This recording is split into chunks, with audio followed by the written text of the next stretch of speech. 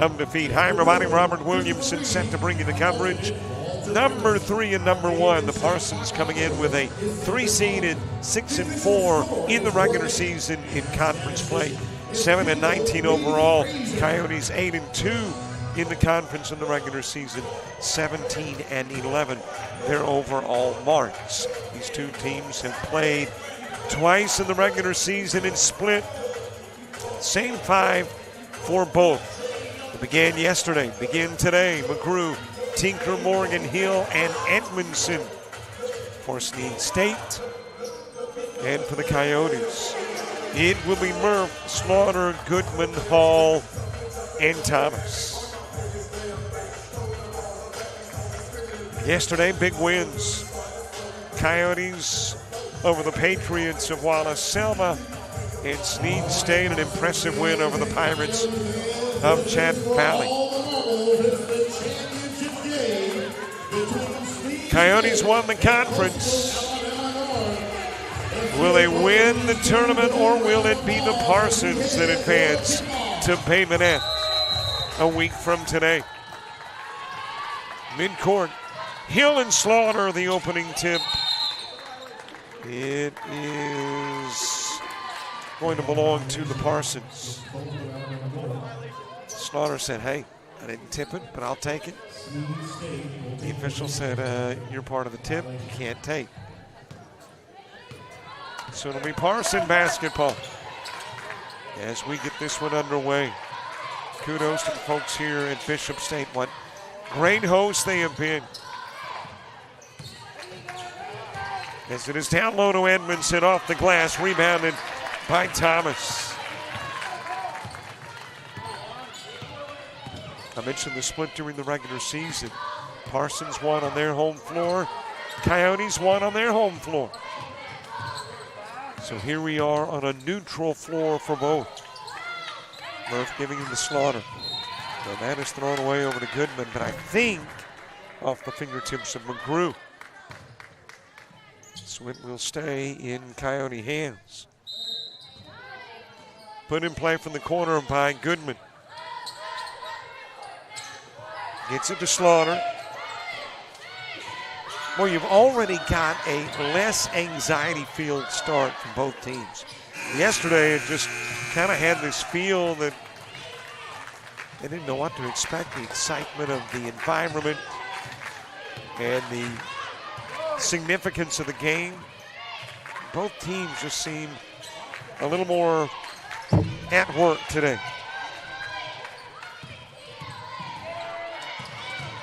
McGrew spins, brings it to the glass. Another Thomas rebound. Over to Goodman.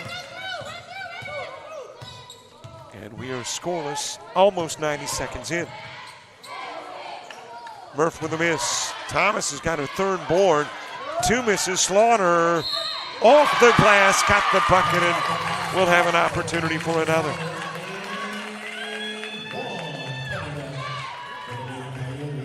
Well, this game is going to feature the top rebounders.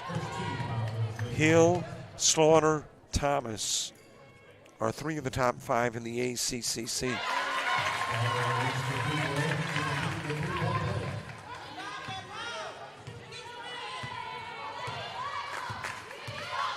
Slaughter makes it 3-zip.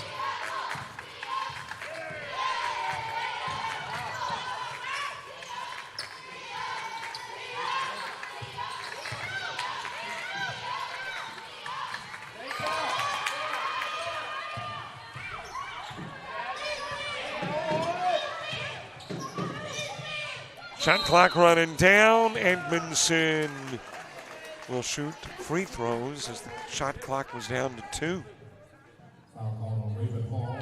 Raven Hall picking up the personal. And that has got Edmondson at the stripe. Good on the first of 2. Edmondson, 5 points a game, a 56% free throw shooter. And thus far, both teams successful on all shots from the line.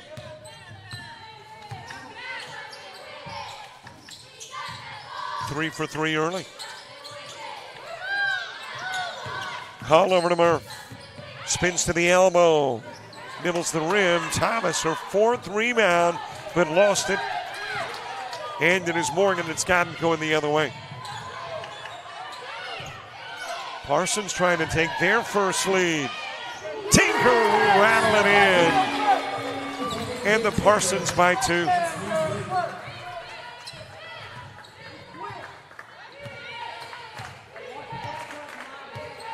Little different paths in getting here yesterday. Parsons led throughout. Never behind. Great defense against Chat Valley. Holding the Pirates to 19% from the floor, 5% from three-point range. Coyotes struggled with Wallace Selma early and then poured it on in the second half. And had their highest scoring game of the year with 99. Over goes to Tinker. And he'll walk.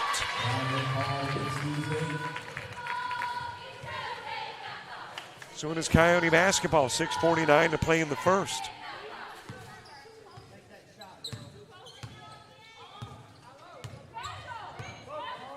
Winner of this one takes on a team from Florida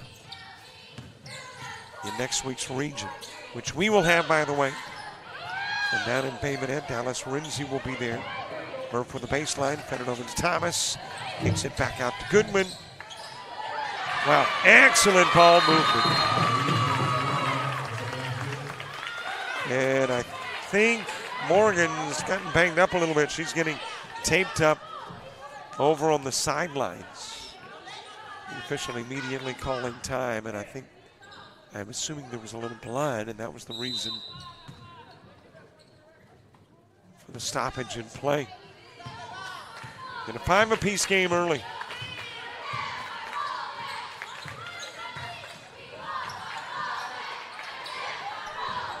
Finn down low, picked off by Thomas. Puts on the brakes, wraps it up, and hands it over to Murph. Dumped down low. Stolen away out front. Tinker's got it. Slides it into the paint. It was a kick. And it will stay Snead State basketball. Yesterday, prior to the start of games, hardware handed out Coach of the Year, Mandy Armstrong of Coastal North. Player of the Year from Chat Valley, Kenny Boykins. Into the corner to Edmondson. Just about halfway through the quarter, and we are still without a substitution. Tipped out of bounds by Hill after the bunny miss.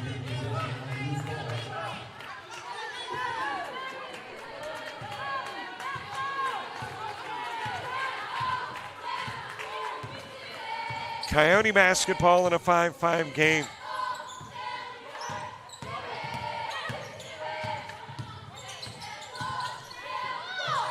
Into the corner, Goodman looking for her first 2 off the rim and glass. Edmondson with a rebound, and Thomas shoved her. And Thomas will pick up the foul. Knew it before it was called. Patted the chest saying, me, I did it.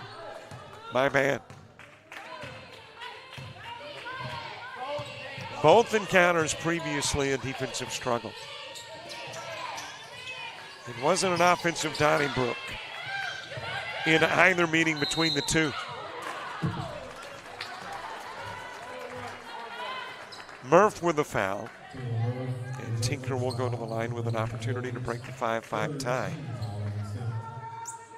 Well, we're not quite apparently to the media timeout. I'm assuming it comes inside 5 and not sitting dead even on 5.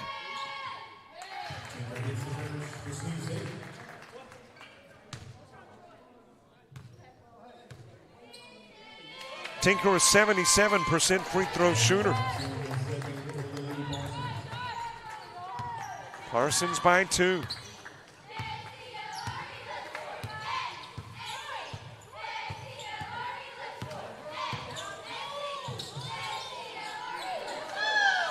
Over to Goodman, back to Murph.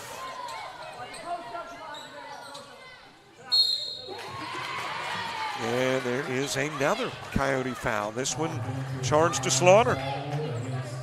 That is 4 in the game. And it takes us to the media timeout. 7-5 Parson lead at the first media timeout of the game.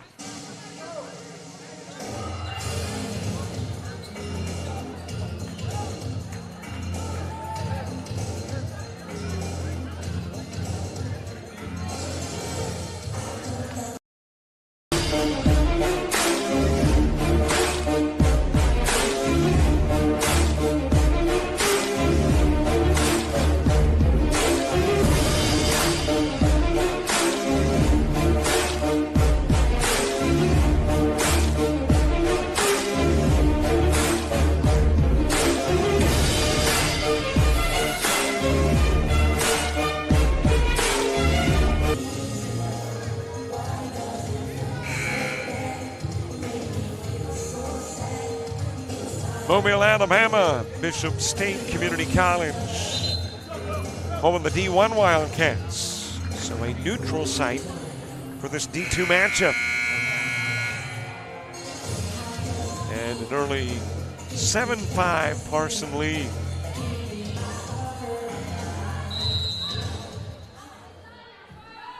Put in play to Tinker.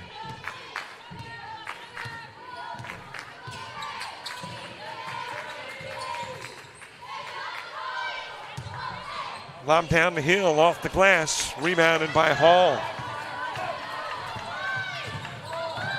Murph quickly down the floor, underneath to Thomas, 7 each.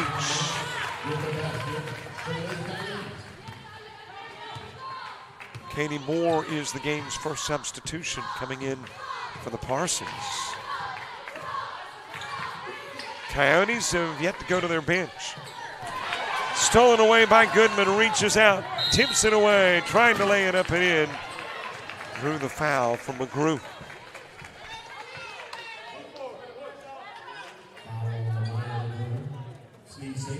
And Goodman trying to break the 7-apiece tie.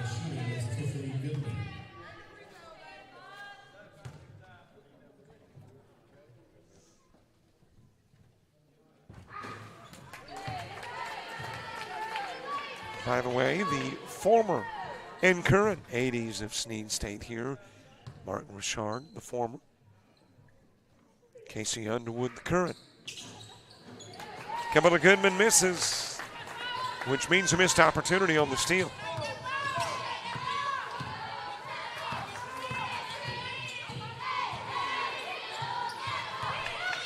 And of course the AD for Coastal North is here. He is very involved, Daniel Head, with not just Coyote sports, conference sports too.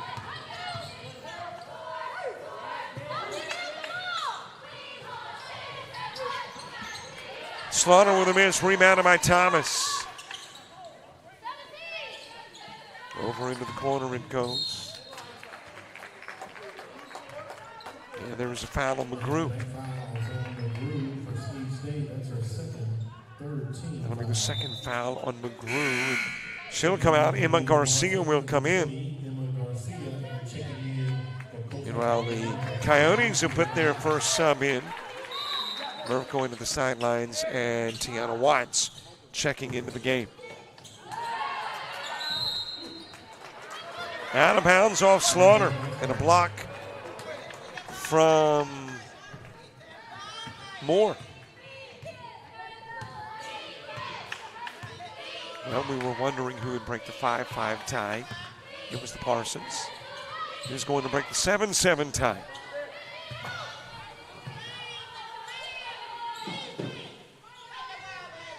Over to Paris, send it down to Moore. And Moore just powered her away. Muscled her way for two.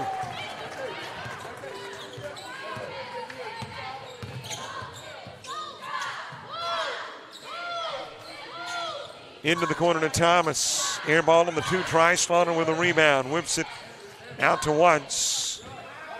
Fires a rocket down low to Goodman. Thomas has got it. Loose ball stolen away by Hill.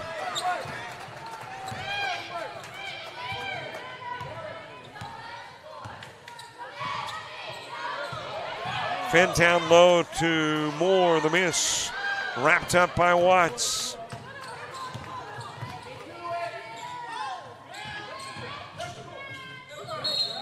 And there was a foul. A couple of ladies on the floor. One of them's going to get up and shoot free throws. The other is going to have a mark under the F column, the foul column.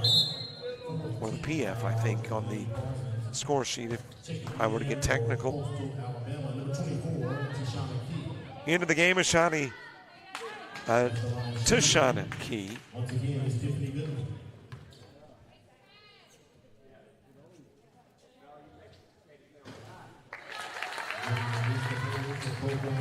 Out of the ball game will come Thomas.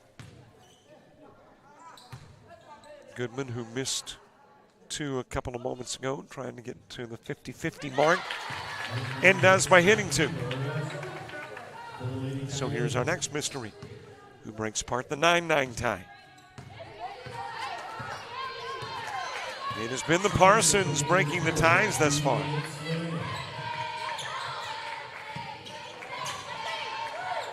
Moore over to Tinker. Down low to Hill. Bucket and foul.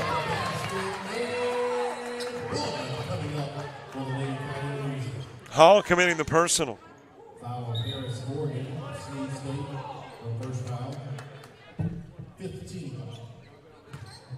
And that has got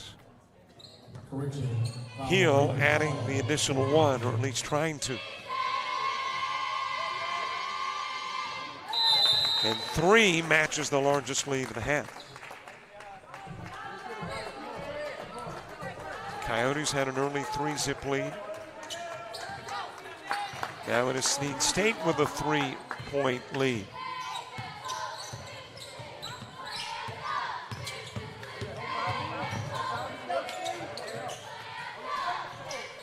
Down low it goes to Key, and Key off the glass.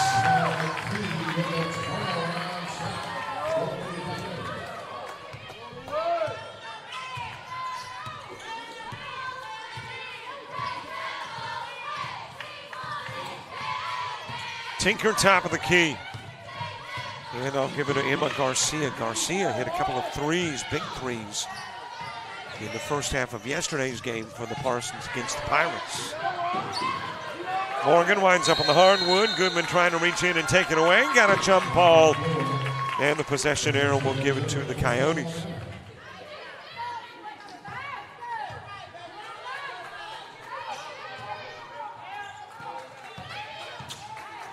Two games today, half what we had yesterday. In both championships. And in the men's game, another Parson team. Snead State and the Bears of Bevel. It'll be thrown out of bounds.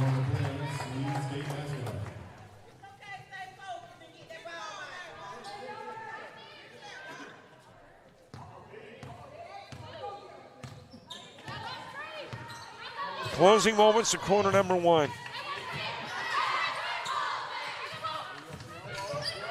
Moore kicking it over to Morgan. Thought about the 3. Goodman steps out to defend.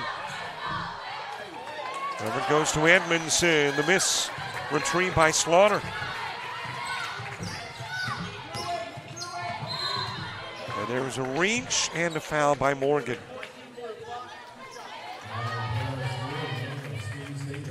We are into the bonus, so a 2-shot foul.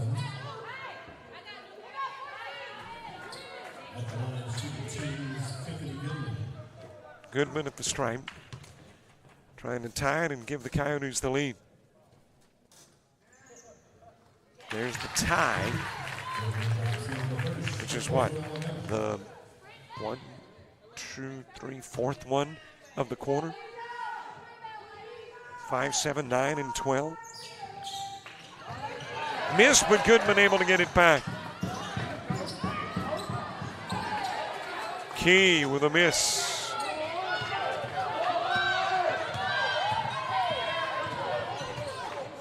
Fed over to Moore. Lost it. Slaughter tips it. Watts. Goodman. Not there.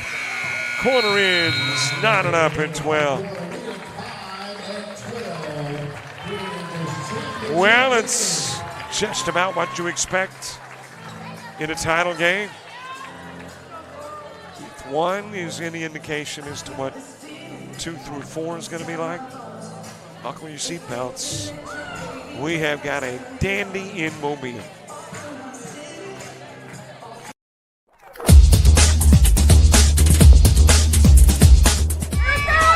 Just about all white, Jones County. Diving catch at shortstop.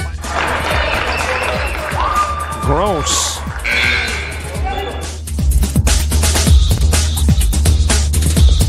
Towards the gap.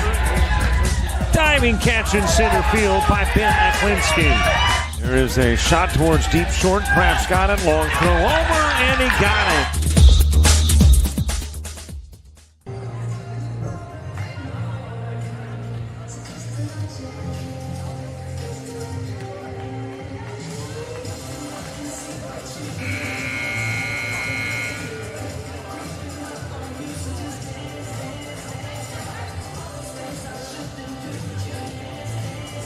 Mobile, Alabama, 10 minutes into the ball game, 12 apiece, 4 ties. And the largest lead, 3 in the first stanza. I know it gives coaches, fans, and players a heart attack, but you love these close games. Garcia did it yesterday to ignite the Parsons. Pops one here. Second 3 of the game for Snead State. Tinker had the other.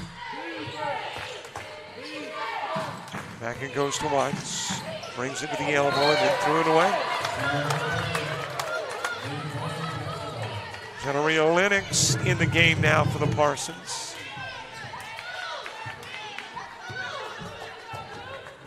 Also, Trinity Crane is checked into the game. Actually, for the Coyotes. For the Parsons, this is Delia Vaughn.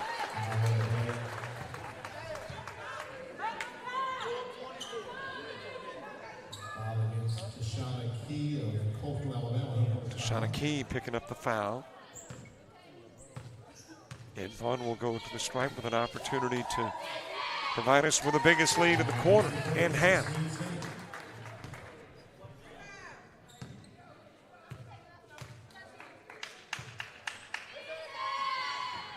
One of 2, and it is rebounded by Lennox.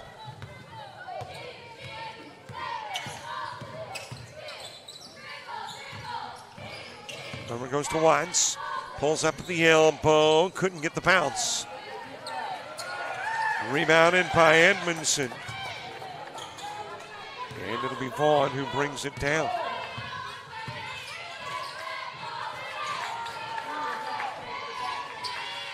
More over to Vaughn.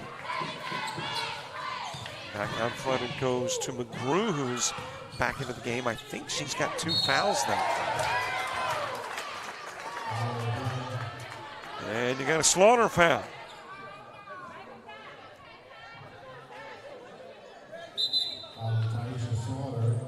Thomas coming back into the game. Slaughter will exit. Snead State trying to improve it to 6.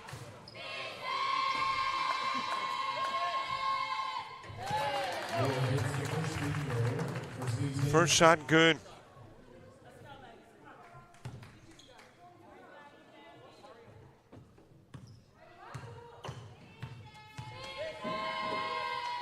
Moore, a 69% free throw shooter, nearly 11 points a game. Murph checking back into the game.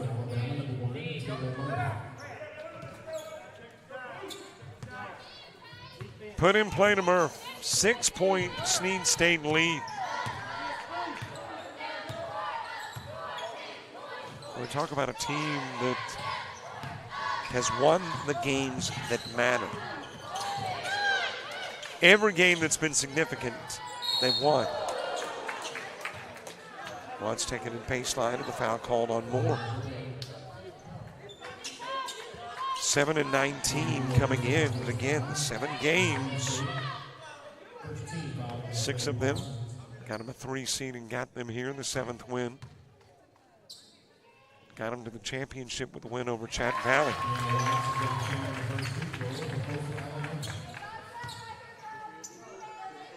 Watts a 60% free throw shooter, 8 points a game. For the Roanoke, Alabama product, 1 of 2. Garcia with a rebound.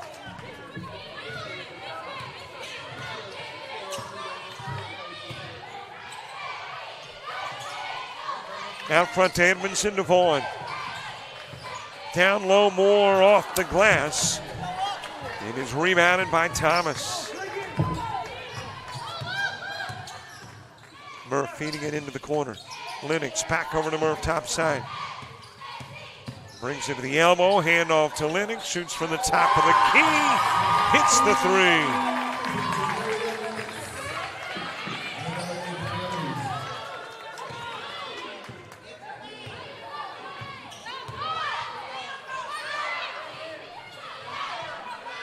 Perimeter 2 from Edmondson.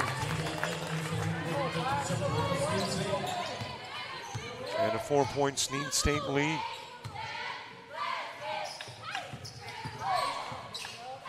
Down low it goes to Watts, sends it out front to Lennox. Opposite corner, Murph fires the 3. That's an air ball, and it is snagged by Edmondson. Over to Vaughn. Works it to McGrew, down low, Edmondson. Off the rim, and Lennox with a board.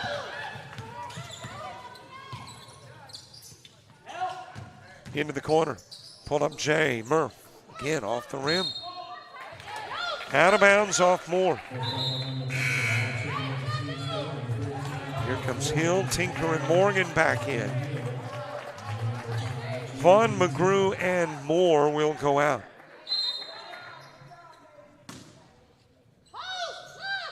Lennox to put it in play, does so into the corner to Watts.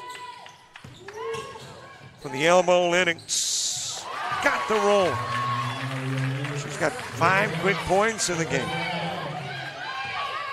And turns it into a 2-point game again. Garcia missed on the 3. And Hill climbed over somebody's back. That'll be the 2nd foul on Hill. Here comes Slaughter back into the game for the Coyotes at the next dead ball. As Murph walks it down the floor. Over to Thomas, then to Watts. Brings it to the elbow. Missed shot, rebounded by Tinker. Got Hill out ahead of the pack. Tinker keeps it off the glass for 2 and drew the foul.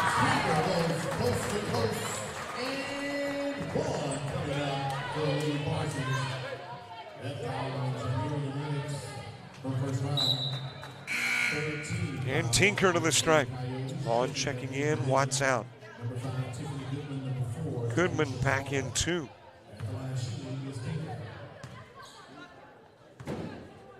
And Tinker trying to cap off a 3. Pushes the lead out to 5.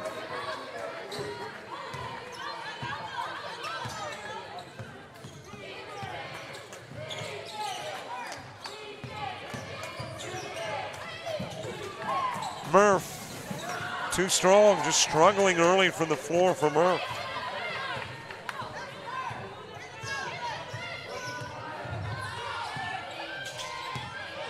Handed off to Garcia. She'll knock it down from the stripe, and that is the game's biggest lead at 7. Timeout on the floor. Parsons taking the lead.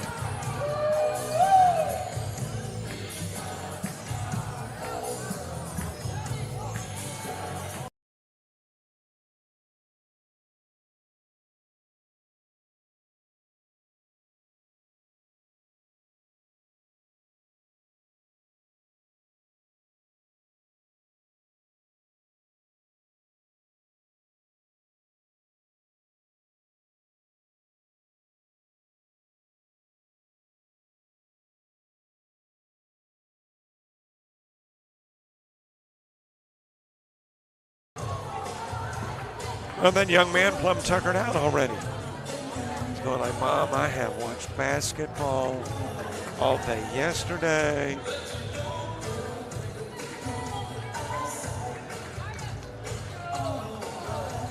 And a quarter and a half today. 7-point Parson lead.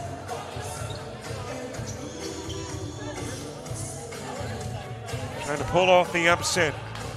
Advance to Bay Minette. A lot of basketball to go.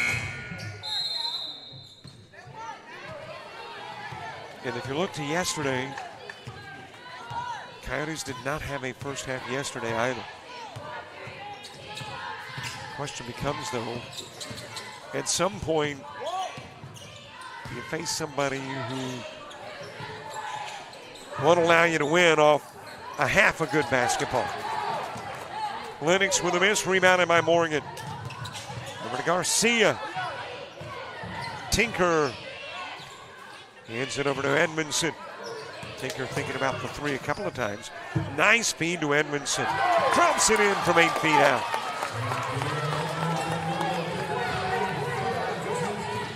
A 9-point Snead State advantage. Goodman one side of the floor to the other. Tried to bank it. Able to come down with the board. Morgan hands it over to Tinker.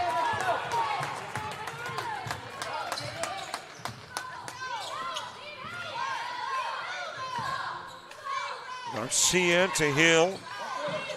And as Morgan at the timeline, back out front to Garcia. Tinker to Hill, squares up off the rim, rebounded by Thomas.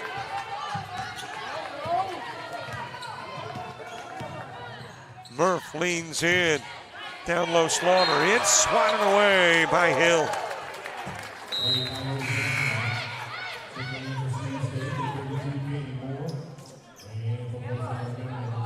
Tajee Young checking into the ball game. Freshman from Fairfield, Alabama. Out of the game is Murph. I don't think we saw Young yesterday. And also coming into the game is Chansley Kirkland, another face I don't think we saw yesterday.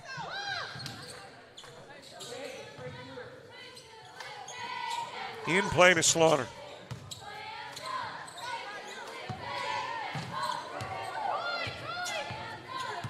Lennox top of the key. Over it goes to Goodman. She'll lob it down low to Thomas, and Thomas for two.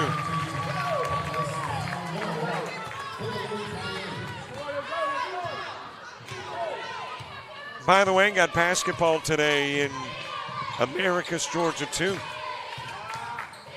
Albany Tech and South Georgia Tech battling. The ladies shouldn't be about finished. Guys will start in a few. Lennox tips it away, gets it away. Over to Young, who can't track it down.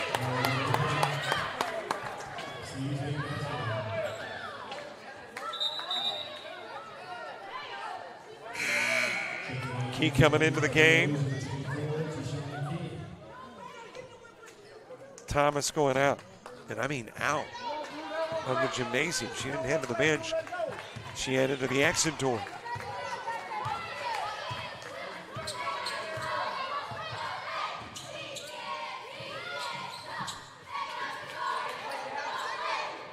Tinker out front to Kirkland. Over it goes to Garcia.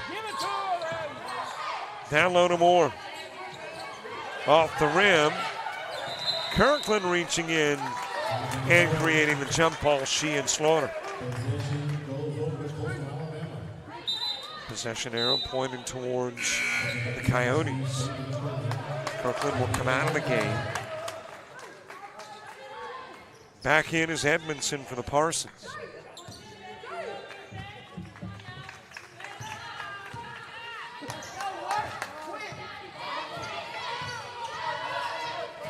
Lobbed into the corner to Young. Goodman. Morgan temporarily took it away. Goodman able to get it back. Lennox backing it up, resetting the offense. Over into the corner to Young. Back to Lennox. forced to put up a shot off the rim, rebounded by Edmondson.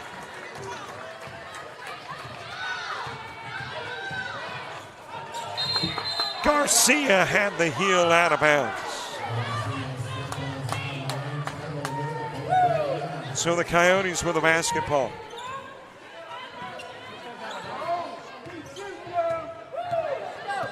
Well, I was looking around the computer to the Coyote bench, and Thomas still not back in the gym.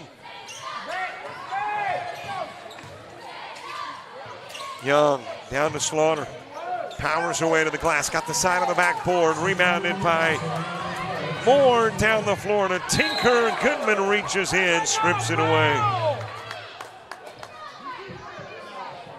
There you see Thomas and Murph back to the Coyote bench. Morgan puts it in play.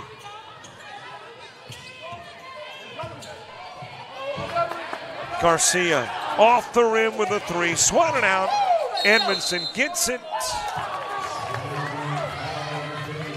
And let's see, was that a foul or simply thrown out of bounds? Apparently just thrown out of bounds.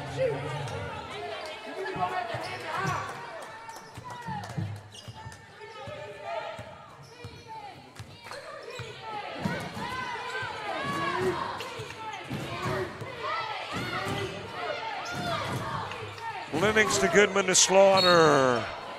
High off the glass, dropped it in and drew the foul.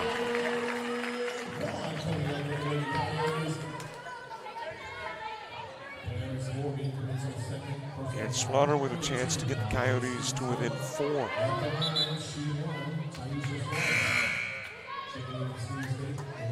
Vaughn coming in, Tinker coming out for the Parsons.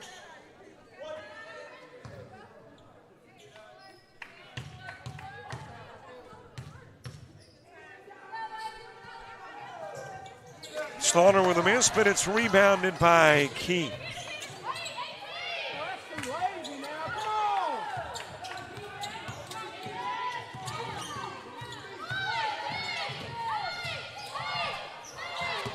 Over to Goodman, the drive, the shot.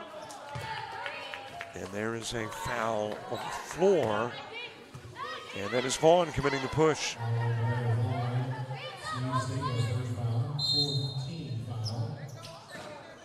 Coyotes to put it in play from the baseline, put in play to Key. That is Young off the rim with a three.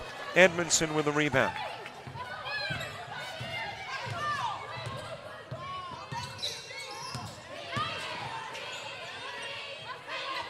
Over to Garcia, down low to Moore, trying to get a feel for where Key is.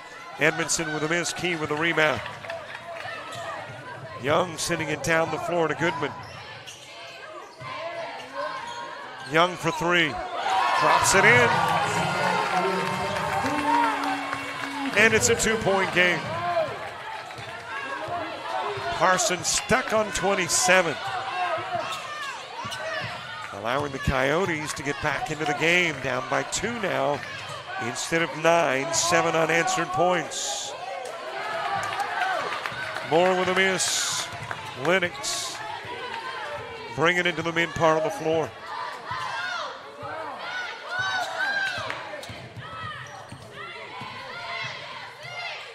Over to Goodman. Spins, fires off the glass. Edmondson with a rebound. And that is Morgan, who is down. 2-point ball game at the half.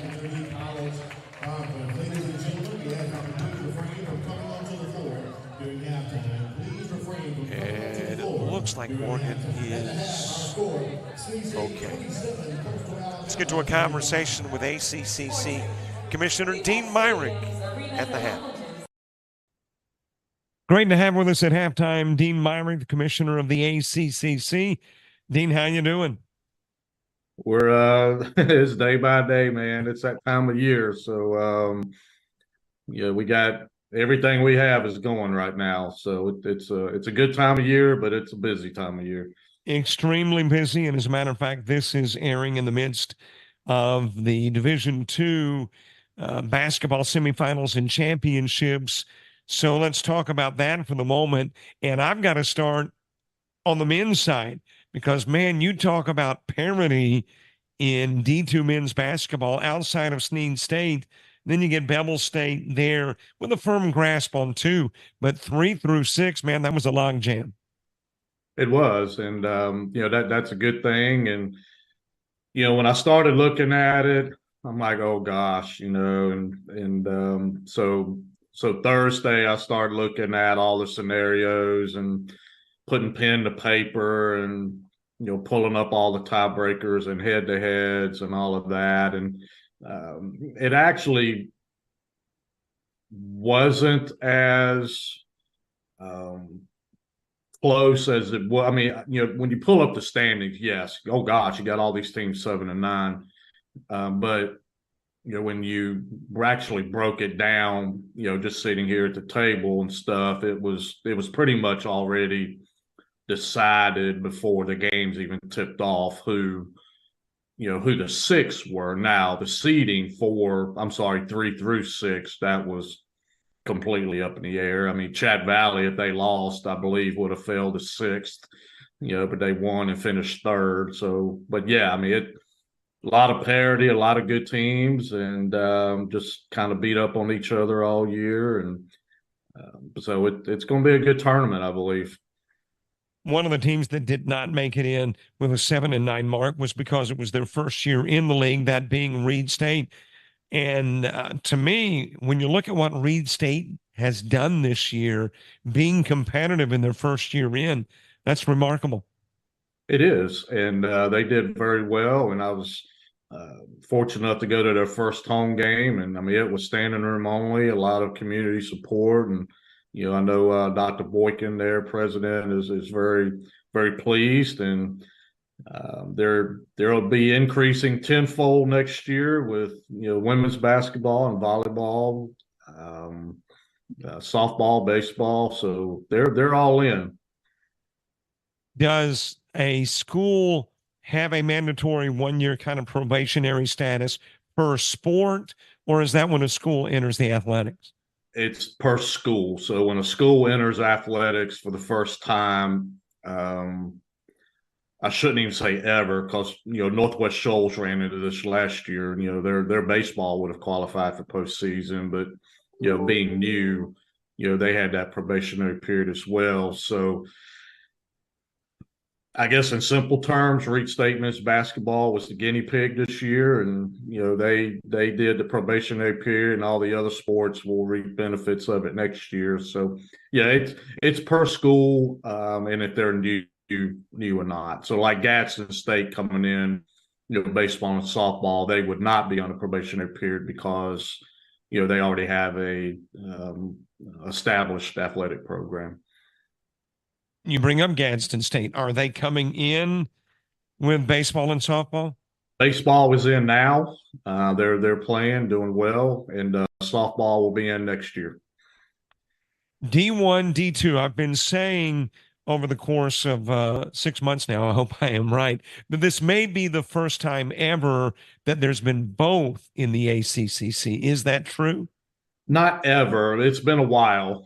I know it's been, over 13 years. And I believe it kind of went away a few years before I got here. And still don't know really the whole backstory, and it doesn't matter. But, I think it's been great. We have seen the success, even though we may not win a national championship, we're going to be in the competition for it. It's not like some of our sports in Division I that, I mean, it's an uphill climb from the first game or match or whatever of the national tournament. So, I think it's great. We will have, 2 teams. We'll have some teams ranked in D1. We'll have a team ranked in D2. We'll have 2 teams experience a national tournament, instead of 1. So it provides those student athletes an additional opportunity to experience a national tournament atmosphere. And, being able to compete for a national championship. So, I keep referencing Raleigh State volleyball. They won 3 matches this year, which is more than we've won at the D1 tournament combined ever. So, that was successful. And I think he would tell you that it's probably not one of his strongest teams this year, but still went 3-2 and did well. So I think we're going to be competing very well at the D2 level and to go along with our D1 teams. And, it gives us a little bit more notoriety across the country in both. So it's been a good year for that. Now too, to clarify, I know we've been 2 in the past. Have we been D1 and 2 simultaneously? So that has happened previously. Yes, and I know in baseball, I remember when LB Wallace, when I was in Region 10 in the Carolinas, actually had to come up and play in our region tournament. Coastal North and Bruton won a D2 national championship. I can't remember how long ago, but they won, simultaneously with D1. So it's been done, and it's a little bit more work, 2 tournaments and so on and so forth, but that's still not bad, and it's fun, and it gives teams an opportunity to experience postseason, like I said, and teams that may not qualify for the D1, state tournament or conference tournament, on a regular basis now have that opportunity at D2. So it's just providing a lot more opportunities for all involved. And speaking of opportunities, we got to talk about ladies basketball D2, and really it has created some opportunities when you consider the dominance of Shelton State in women's basketball. So in D2, you got a brand new face atop the standings with Coastal Alabama North. You do, and Coach Armstrong did a great job this year, and Coach Roden at Snead State, kind of brought them back there, and and I haven't crossed it over, and but do some of these teams qualify for the Division I tournament if we were all Division I? And the answer is probably no. So it's going to give at least these 4 teams. I'm not saying they wouldn't have qualified. Like I said, I haven't checked. But it gives those 4 teams an opportunity to, and all of their student athletes and coaches and fans, an opportunity to experience postseason. And, I don't see anything negative about that. Well, here's one thing that won't happen. You won't have a domination of the North over the South because you don't have those 2 divisions this year. That's true. And, we're kind of, if you look at it, really in all sports, except for Coastal South, Bishop in basketball, the North-South almost stayed the same as D1, D2, if that makes sense. So, so most of your previous North division in D1 pretty much all stayed D1, and then most of your South division previously in D1 went D2. So it's kind of like that now, but it was kind of funny how all that played out. But again, we've had no negatives, and I was telling someone Saturday in Oxford, if you know D1 and D2, you would never know. Really nothing changed other than less conference games, during the regular season and 2 tournaments. So, scholarships stayed the same. We're able to keep the rivalries, and, a lot of our D2s are playing D1s in all the sports, which is also a good thing. One small difference, too, for the D2s is they've got another stop along the way before heading to a potential national championship appearance. So tell our viewers what's next in D2 and where do they go? Well, D2, we'll talk basketball since we're in that now. So we'll have our conference tournament, conference/region tournament this weekend. And let me say thank you to Bishop State for kind of bailing us out and hosting that D2 tournament, even though they don't have a team. And, we just ran into some hotel issues at a previous host. So big thanks to, well, them and Coastal South. They're going to tag team it. But so anyway, so we'll have our top 4 women, top 6 men. And the reason of that, with Bevel, Marion, they do not have women's basketball in D2. So, we take 50 to 60% of all of our participants and advance to postseason. So that's why the discrepancy there. But so whoever wins those 2 tournaments on March 9th, and we will host this year at Coastal South, we will play the winner of the Region 8, which is Florida winners, and in a 1-game playoff in a district championship, the winner of that will advance to the national tournaments. The same thing will occur in D2 baseball. We will travel to Florida this year. I couldn't get Florida to go for like we did in D2 softball, to where we are doing a combination region/district, to where we'll get 5 teams, Florida will get 3, and then the winner of that will go directly to the national tournament. So I'm always texting and calling the Florida commissioner every day trying to get that in baseball, but I think that's going to be a little uphill battle, but we're going to work on that. So yeah, we're with Florida and everything. It's winner versus winner and everything but softball. And so that'll be a good thing. And I think we will compete very well with them. And once we advance to the national tournament, we're going to go ahead and say we're going to win all those districts and go to the national tournament. And I think we'll do well there, represent ourselves really well. Okay, so specifically where the women and the men in this weekend's tournament in D2, they will play on the 9th in a 1-game battle with Florida, and it takes place in Bay Minette? Yeah, we went ahead and predetermined those sites to help with budgeting, to help with logistics. So next year, we will go to Tallahassee. And that, again, that's a completely neutral floor. Tallahassee's Division I, Coastal South is Division I. So when teams budget for next year, they'll know, hey, if we win Region 22, we're going to have to go to Tallahassee. So that way, we'll know our winner Saturday night of this week for Division II. Florida will know theirs. It's a lot easier if you already know you're going to Tallahassee versus, oh gosh, Miami-Dade won this tournament. Mm-hmm. We've got to go find a way to get down to Miami in 5 days. So that, I believe, that'll help. And the same thing in baseball. They'll be in Jacksonville.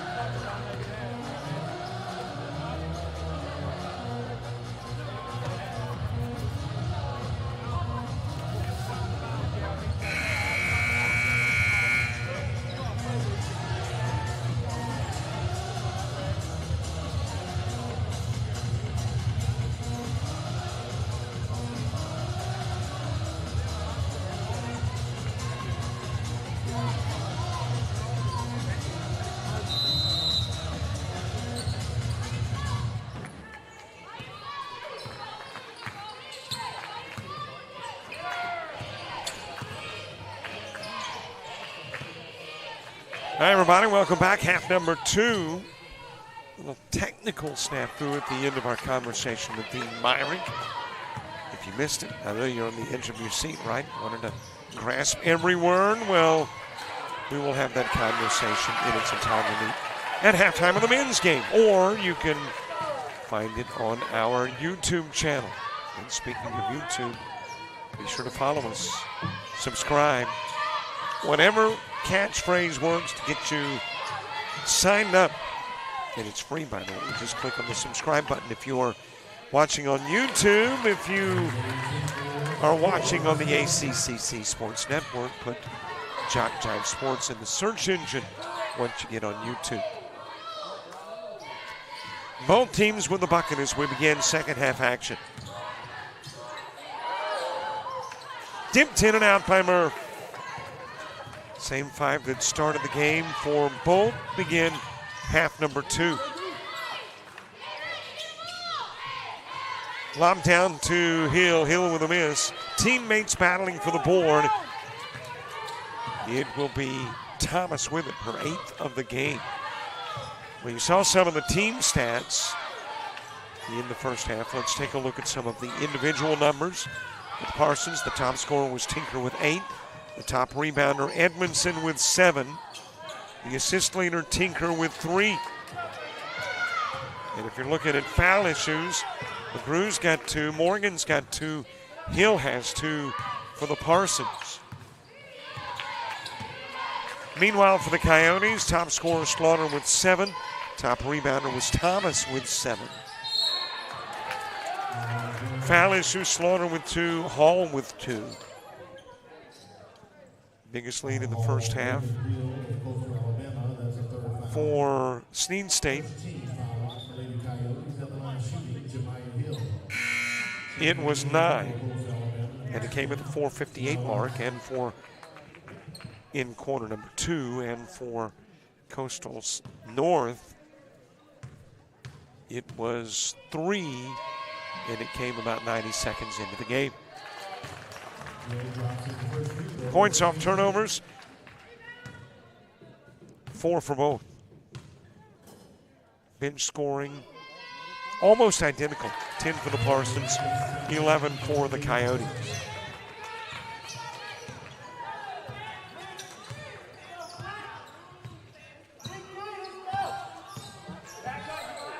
Over to Slaughter.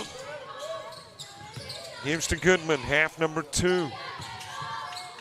Murph, loose ball, battle to retrieve it.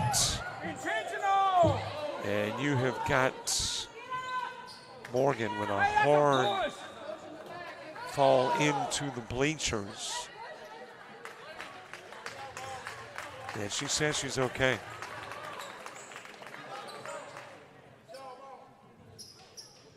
But going to come out of the game. Maybe it's not a I'm okay. That's bad.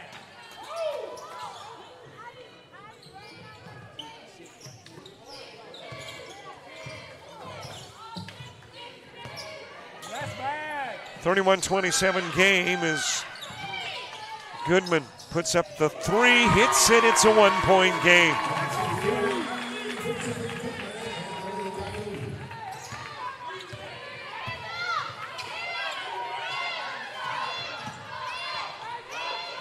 Over to Edmondson, feeds it down low. There's a kick by somebody, and apparently that was Thomas that kicked it.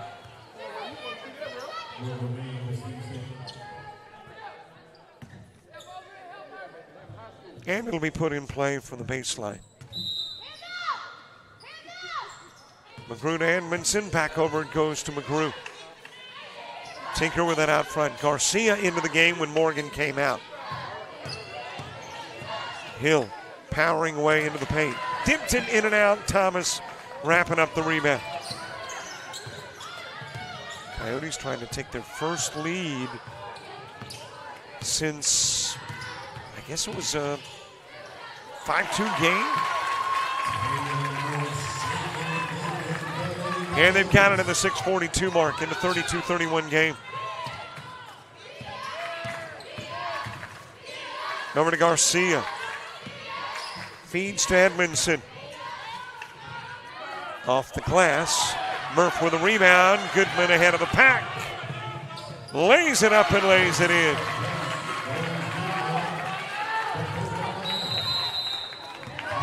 And there's a timeout on the floor asked for by the Parsons as the Coyotes match their largest lead at the 6:16 mark.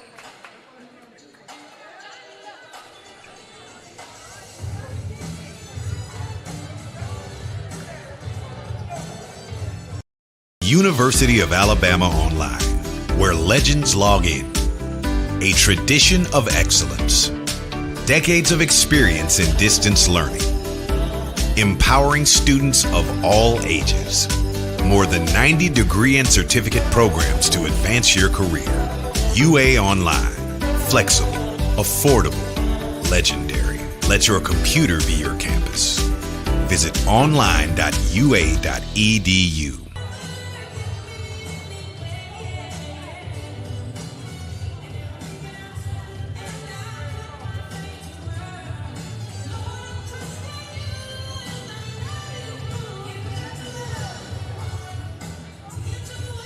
Three-point Coyote lead, 6 minutes, 16 seconds to play. Quarter number 3. In your championship match.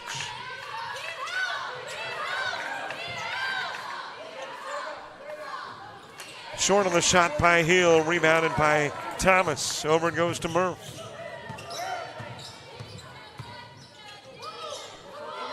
Into the corner to Goodman. Back out front, Murph taking the handoff from the left to the top side. Goodman misfiring on the 3, rebounded by Thomas. And Thomas will get fouled.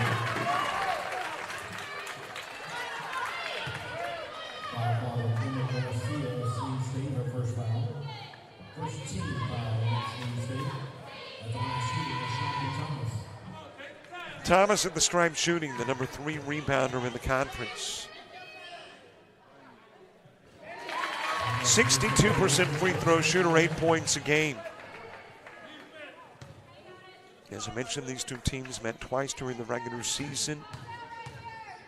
Both teams winning on their home floor. It was a 52-48 final in Boaz.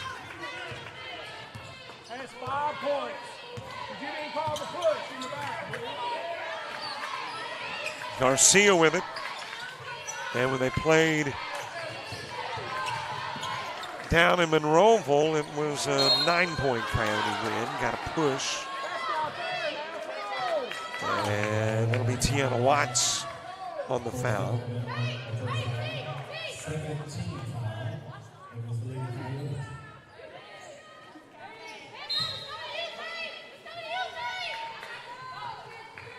In play to Tinker. Loose ball. Hill and Goodman fighting for it. You got a jump ball. And the possession arrow will take us to the other end of the floor.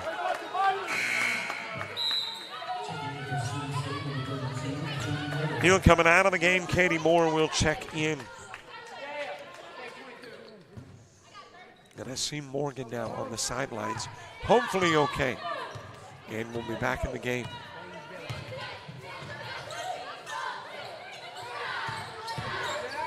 Watts. And another whistle.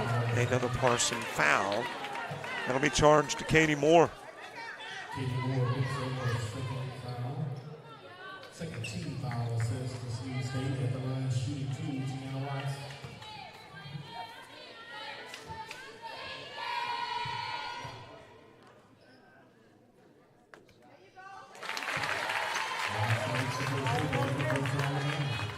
Halfway through the third. And Tiana Watts at the line.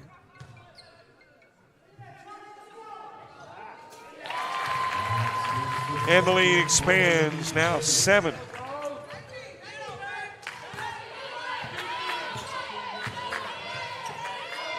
Over to Garcia. Stolen away, Murph tips it, takes it, gets 2 more. And both teams now have enjoyed 9-point leads.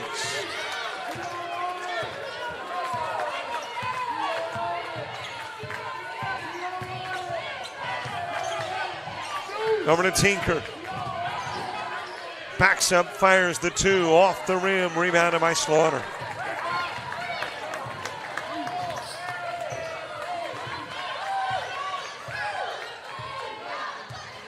Murph topside with it. Handoff given to Goodman. Lost it, retrieves in the corner. Shot clock dwindling, and I guess that was a pass intended for a teammate.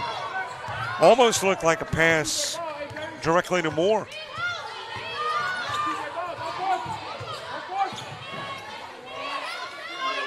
Edmondson over to Tinker, fires the three, off the rim, rebounded by Murph.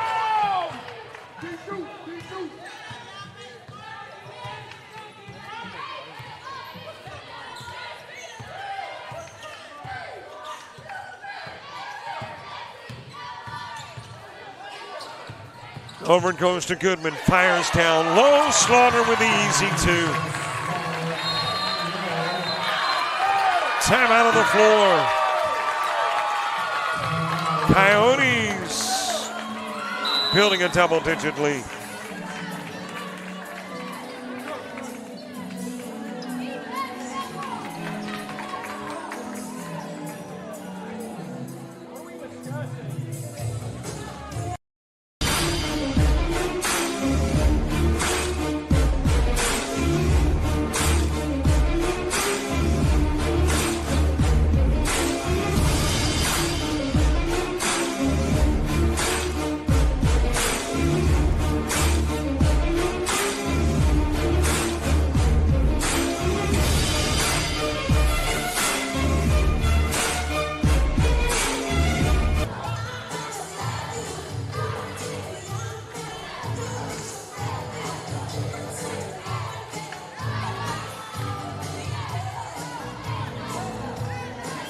Loving their basketball and their music here at Bishop State.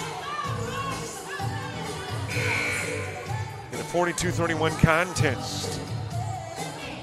Coyotes at the 3:17 mark. And the Parsons asking for time, trying to regroup. Led it by 2 at the half. And now almost 7 minutes into the third. Down by 11. It's been a 13-point swing.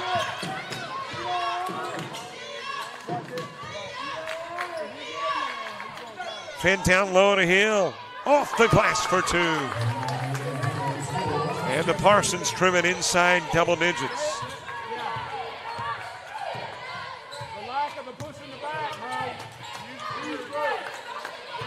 Over to Tiana Watts, who is in the game, feeds to Murph. Murph's jumper hits it from 7 feet out.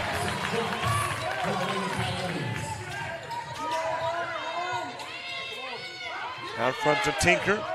Over to Morgan. Good to see her back into the ball game. Took that hard dive into the bleachers, but back in now.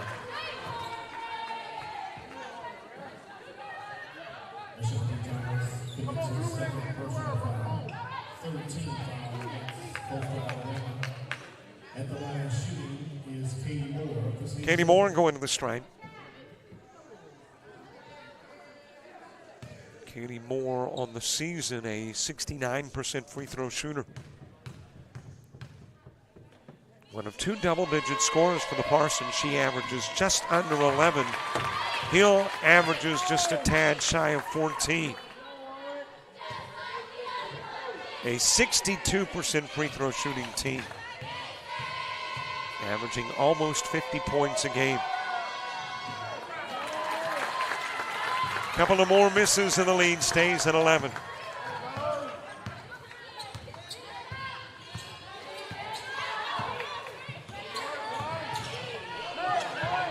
Down low to Slaughter, high off the glass. Thomas with a board, put back no good. Morgan winds up with it. Putting up the 3 ball. McGrew in and out. Put back no good for Hill, and eventually it's Lennox with it.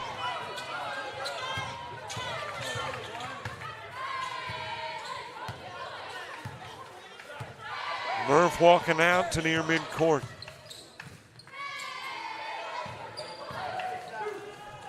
Near the elbow, Lennox with a miss, rebounded by Moore.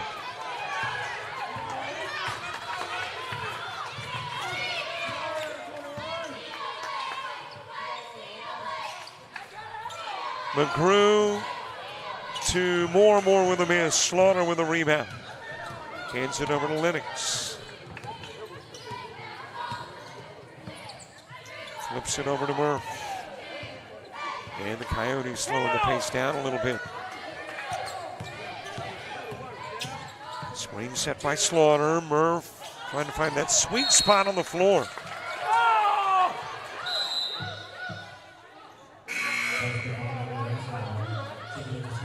Edmondson coming into the game. Hill will go out. Keys coming in for the Coyotes, and Thomas will leave the game. Here comes Raymond Hall back in, and Slaughter out for the Coyotes. That should be our ball. Yeah, it's over. You can't beat the rest. Out front it goes to Murph. Trying to bank it, rebounded by Edmondson.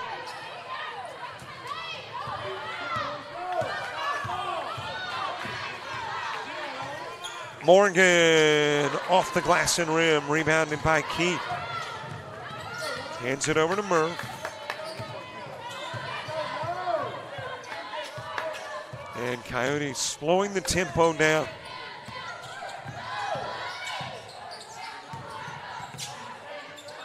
Hall had Lennox open. Bad pass from Hall. And that allows the Parsons to possibly cut it inside 10. From the top of the key. There's a three ball. The drop in, and there is a foul as well. Let's see who this is called on.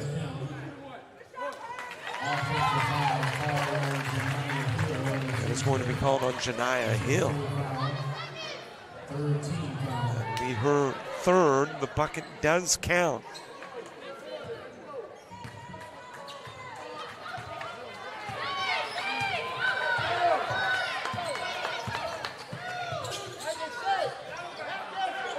Off the glass for three from Watts. Back to an 11-point lead as we head into the fourth on JockJive.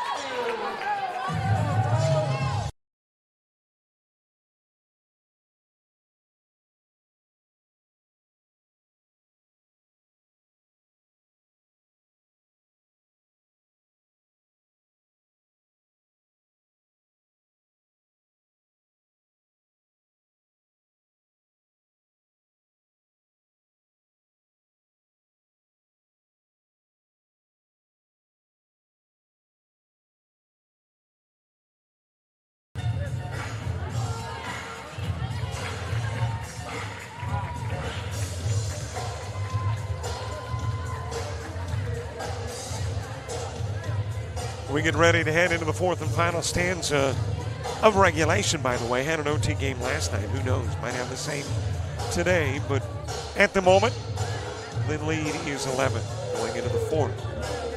And there you have Coach Craig Roden. The strategy that he hopes overcomes an 11-point deficit of the fourth. And on the other side of the floor, there's the police chief of Monroeville, Alabama, Andy Armstrong. And by the way, let's say hello to Andy's mom, Debo, watching the game, I believe, in Monroeville. She has been under the weather, if you will, and we are wishing her the best. Watching the game from afar. Down it goes to Watts. She'll kiss it off the window.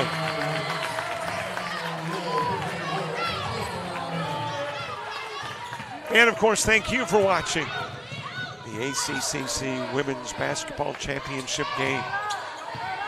Whether you're watching on the ACCC Sports Network or JockJive's YouTube channel, McGrew with the drive and two.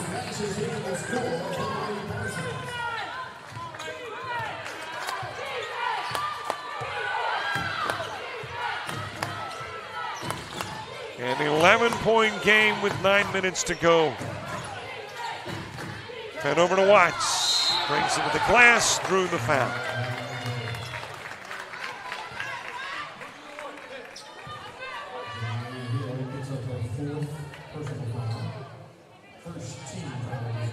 By the way, speaking of our YouTube channel, we would love to have you subscribe to it. If you're watching on our site, you're watching on YouTube, which means there should be a subscription or subscribe button nearby. And if you're watching on the ACCC Sports Network,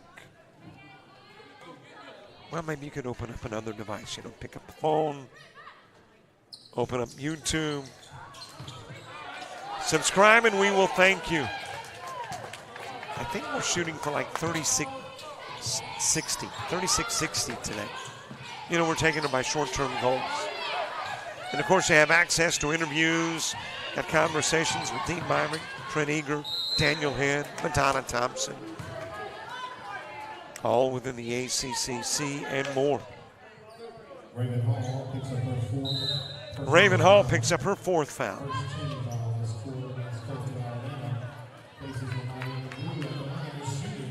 And McGrew will shoot.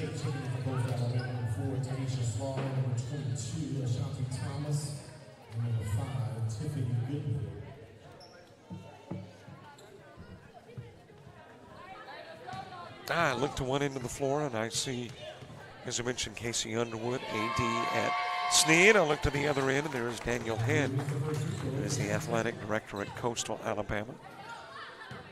A lot of ACCC royalty here. Dean Myrick, the commissioner. Chuck Taylor, head coach of Coastal North. Joe Whitmire, president at Snead State. All in the house. Goodman over to Watts. Garcia in the game for the Parsons. Back over to Goodman in a 10-point game. Slaughter the lead in for two.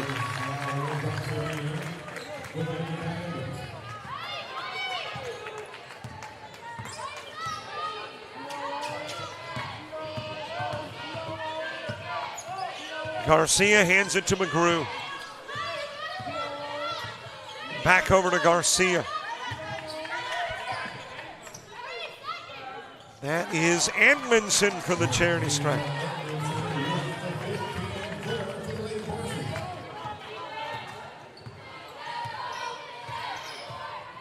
Back to a 10-point game with Lennox running the point.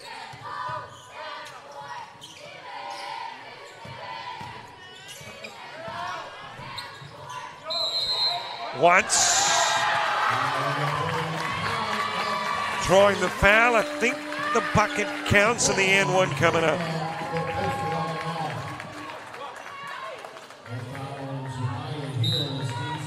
And Jemiah Hill picking up the personal.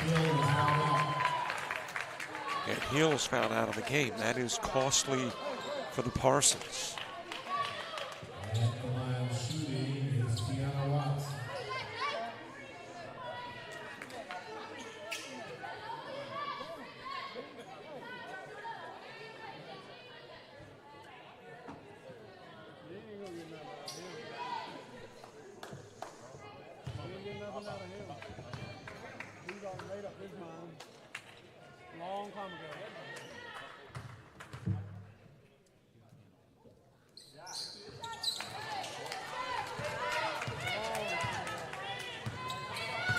It stays a 12-point lead.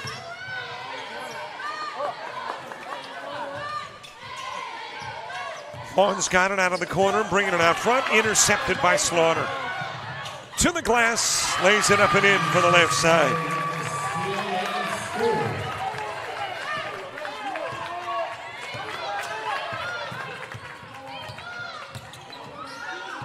With the exit of Hill, you're talking about the number 3 rebounder in the ACCC leaving. Painful for the Parsons and their leading scorer. From the elbow, Edmondson, and is missed and wrapped up by Thomas.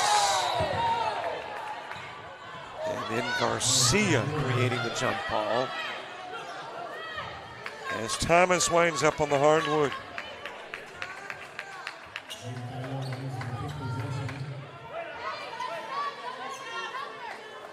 Up and apparently okay.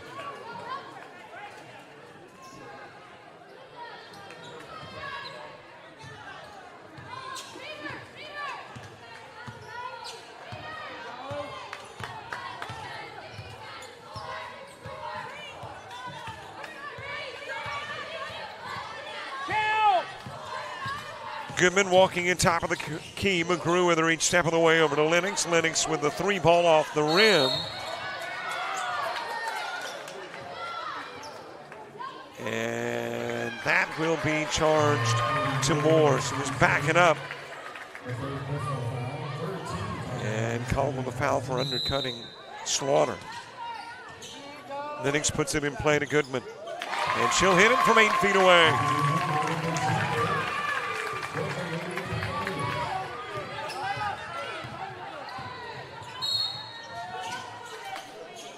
And a foul on the trip to the other end of the floor. Vaughn headed that way. Slaughter committing the personal. And that will be the third on Slaughter.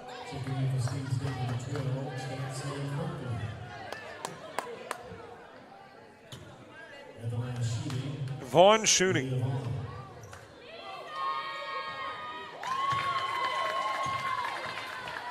Vaughn, a 56% free throw shooter. Averaging a couple of points a game. Snead State, a 62% free throw shooting team.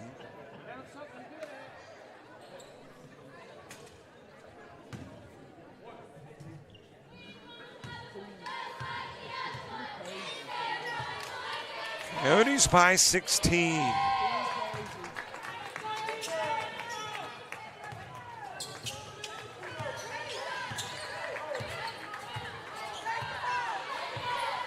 Goodman walking it down. You gotta come out and guard. You gotta come out and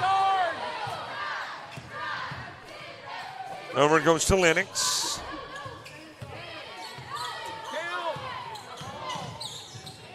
Goodman putting up the 3. It will splash in for Goodman.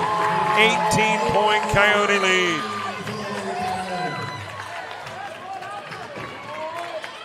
Put in play to Edmondson, back over to Vaughn.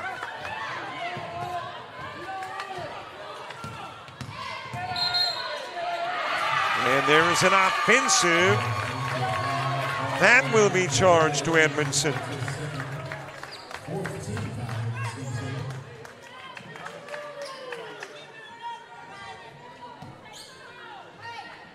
Back over to Goodman. It was 29-27 at the half, Parsons.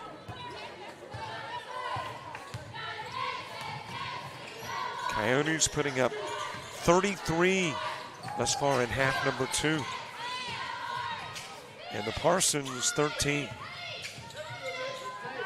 Over to Slaughter. Off the rim, Vaughn with a board. Takes it to the other end of the floor and draws the foul. And I think we are headed to the last media timeout of this one.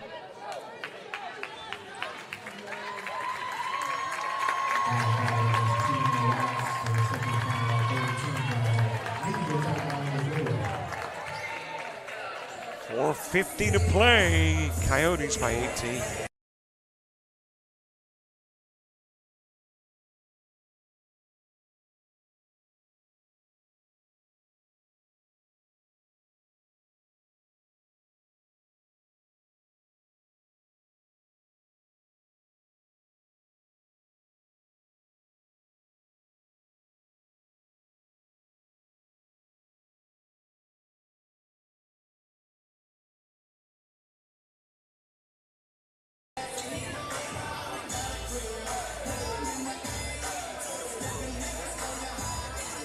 The ladies boogie to the music, and the guy sitting there going, well, I just want my dance. I wish I did.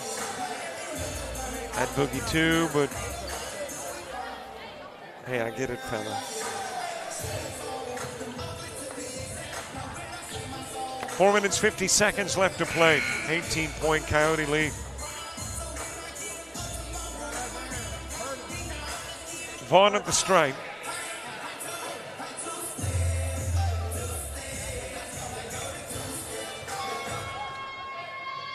Championship game, region championship next week. It will happen a week from today in Bay Minette, Alabama. Couple of on misses, and she just takes it away from Lennox. Missed the second opportunity too, though. And Goodman's got it.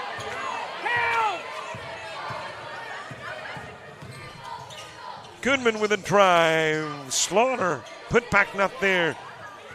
Slaughter able to get it back over to Lennox. Fires the three. She'll hit it. Lead goes to 20 plus. Kirkland bringing it down for the Parsons. And overshoots more.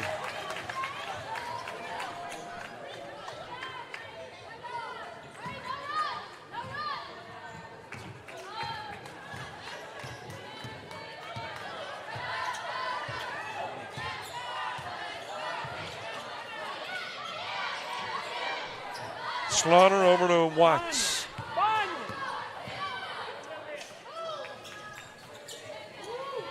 Garcia tipped it. Watts able to get it back.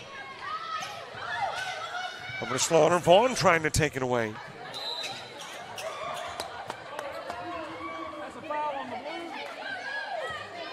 And that will go out of bounds off the Coyotes. Well, Vaughn hasn't quit. She is still playing for the Parsons, battling. Edmondson to put it in play. Over to Kirkland. Goes to Garcia.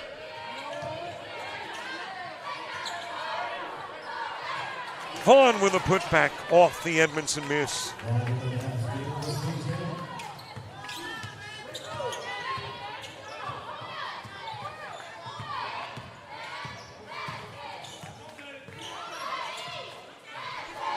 Tipped away by Moore.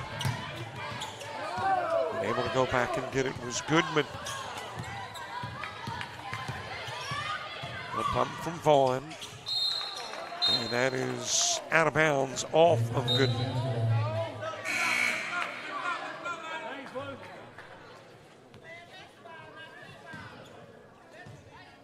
Tajay Young checking back into the ball game for the Coyotes. Vaughn, and she will get fouled.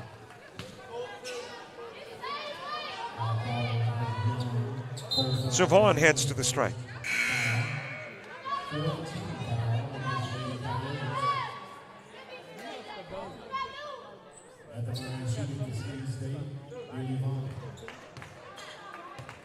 Desiree Anachowski checking into the game for the Parsons.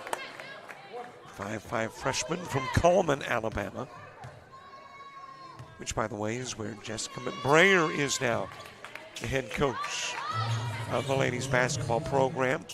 She'll be our counter analyst for the championships next week in Huntsville. Game coverage that will be available on Alabama Public TV. Off of Key and out of bounds. I'll make that Thomas and out of bounds.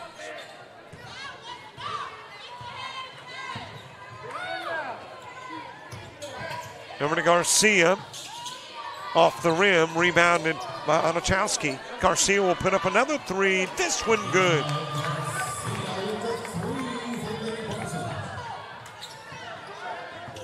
And it's not over yet, a 14-point game. Over to Young. Dips the three in and out. And a foul on Goodman.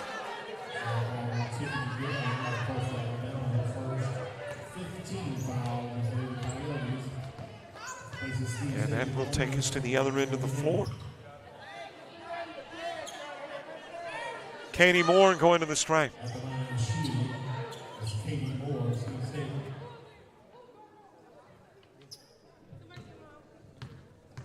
And a chance to trim it to a 12-point game. I mentioned in a game yesterday that I have seen in ladies basketball a 12-point deficit erased in the span of about a minute and 26 seconds. So anything is possible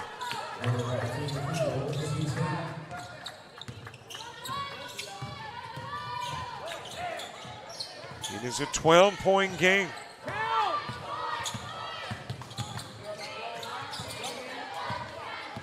Over to Young. Makes her way into the corner. Coyotes trying to use up the bulk of the shot clock, which is now down to 5. Goodman off the rim. Slaughter with a putback.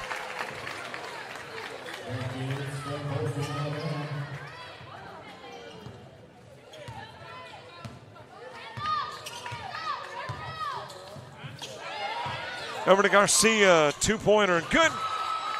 Garcia in double digits. And we are back to a 12-point game.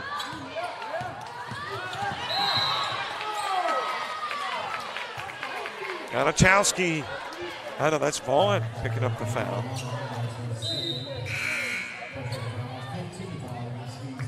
Murph coming into the game. Young will go out. For the remainder of the game at the line shooting is Tiffany Goodman. Tiffany Goodman at the strike. Goodman, the team's leading scorer.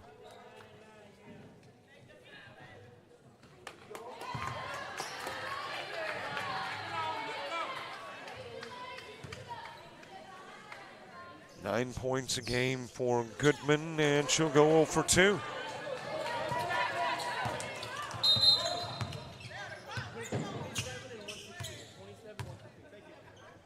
Little adjustment on the clock.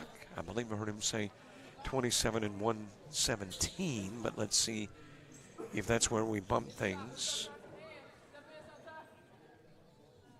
Well, there's the 27. And now they're working on the 117.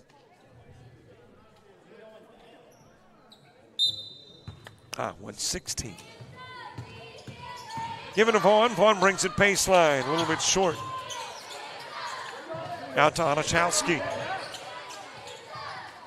Off the rim. And that'll be off Slaughter and out of bounds and stay Parson basketball.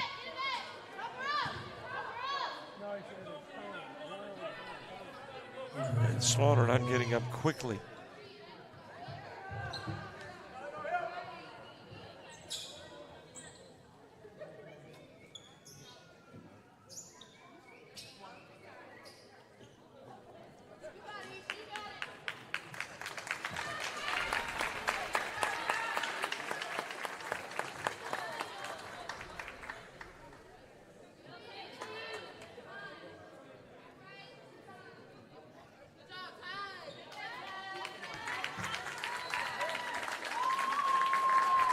Slaughter coming out of the game with exactly a minute left. 12-point lead.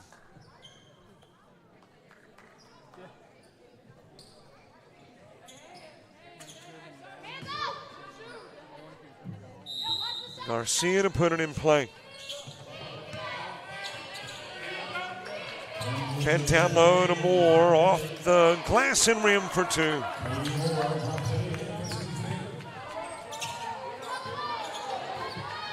Makes it a 10-point game.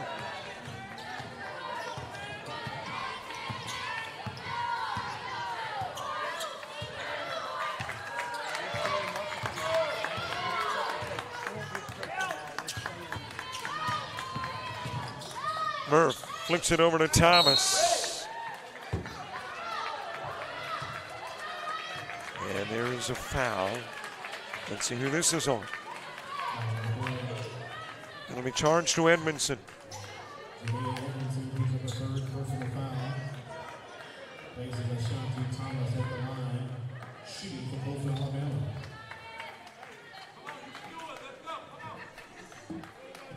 So the Coyotes will, barring the miraculous in the final 30 seconds, pick up their 18th win of the year. Pick up a trophy. Piece of hardware that indicates they not only win the regular season, but the conference tournament, move on to the regions. A week from today in Bay Minette. Snead State wrapping up a year that saw them win the games they needed to win, got here and put up a fight in the championship. And, of course, they've still got the men. Coming up, Snead State and Bevel State.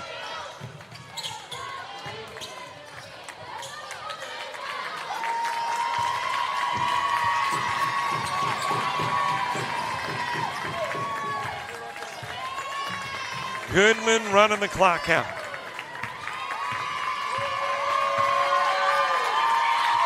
This one over, or is it? The official blowing the whistle, and he says, yep, it's done. 67-57, your final score.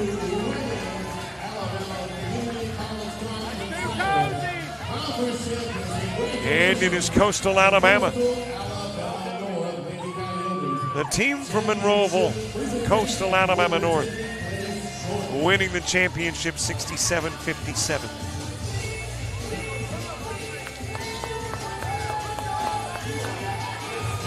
They win the regular season, they win the postseason, and are headed to the regions a week from today in Bay Minette. We're going to keep it right here for the post-game ceremonies. And we'll be back with that right after this.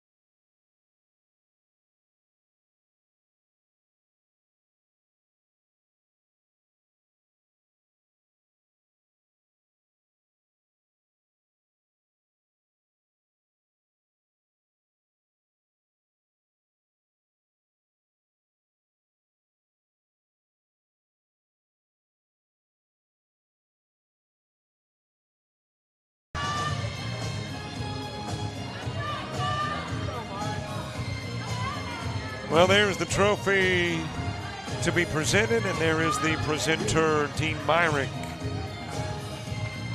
Commissioner of the ACCC. In a few moments, we'll hand over the reins to our PA guy.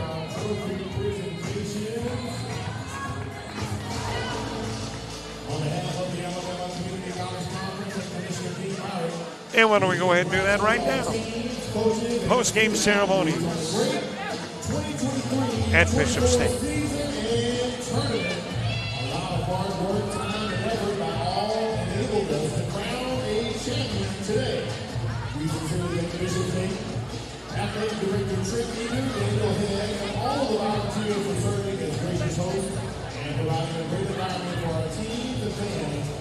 Let's give everyone a round of applause.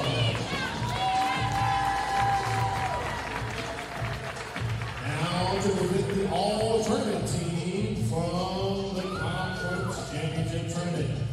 Representing Snead State, number 21, Jemiah Hill. Representing Snead State, number 32, Katie Moore.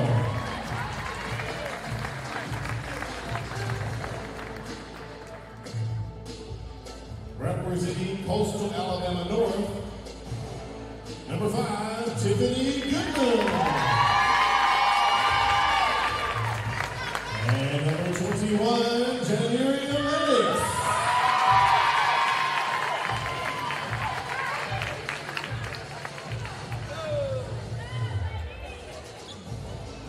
And now, presenting the tournament Most Valuable Player Award is our ACCC Commissioner, Dean Myrick, with a double-double yesterday and today from Coastal Alabama North Lady Coyotes, your tournament MVP, Ashanti Thomas.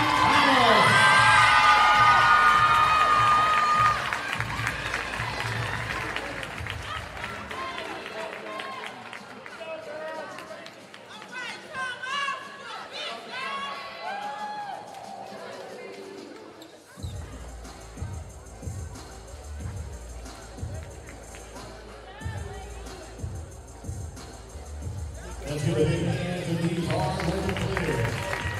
At this time, we would also like to recognize the Lady Parsons from Snead State on their 2024 ACCC runner-up finish and a great season.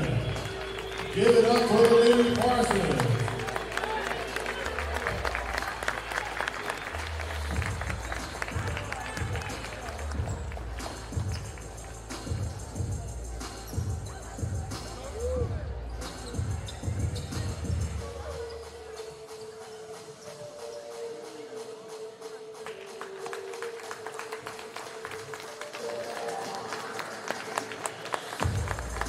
Big hand to Snead State and the Lady Parsons. And now to present the 2024 Alabama Community College Conference Championship Trophy to the Lady Coyotes of Coastal Alabama.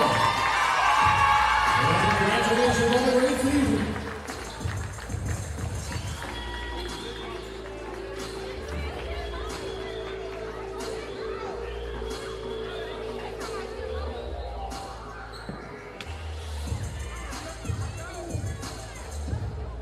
There you have it, the post-game ceremonies. And there are the champions. Coyotes of Coastal Alabama North, winning it by a final score of 67-57. Ladies championship in the books. Guys game coming up. It's a half hour from now. We'll see you then for the ACCC